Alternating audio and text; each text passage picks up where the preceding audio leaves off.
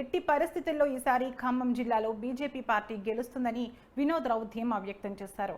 రేపు ఖమ్మం జిల్లాకు కేంద్ర రక్షణ శాఖ మంత్రి రాజ్నాథ్ సింగ్ వస్తున్నారని ఆయన అన్నారు.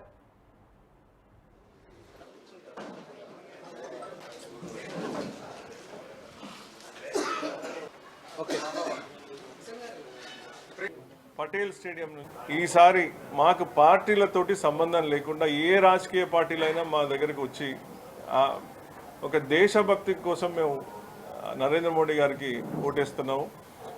గత 10 సంవత్సరాలలో ఒక్క ప్రాజెక్టు, మేజర్ ప్రాజెక్టు కానీ, మేజర్ కళాశాల కానీ, హాస్పిటల్ కానీ, ఇండస్ట్రీ కానీ మాకు చెప్పుకోదగ్గది గత 10 సంవత్సరాలలో ఒక్కటి కూడా రానందుకు మేము ఈసారి నరేంద్ర మోడీ గారికి వేసి మిమ్మల్ని నరేంద్ర మోడీ గారి దగ్గరికి పంపించి మీ ద్వారా మాకు గత 10 సంవత్సరాలలో జరిగిన అన్డెవలప్మెంట్ అంటే అభివృద్ధి అని జనరల్గా అంటారు, అభివృద్ధి కాకపోవడం పరిస్థితి మీ ద్వారా మేము తీసుకెళ్ళి వారిని ఖమ్మం మీద ప్రత్యేక దృష్టి పెట్టి ఎక్స్ట్రా ప్యాకేజెస్ కానీ ఏదైనా ఇప్పించి మీరు తీసుకురావాలి మిమ్మల్ని దీవిస్తున్నారు.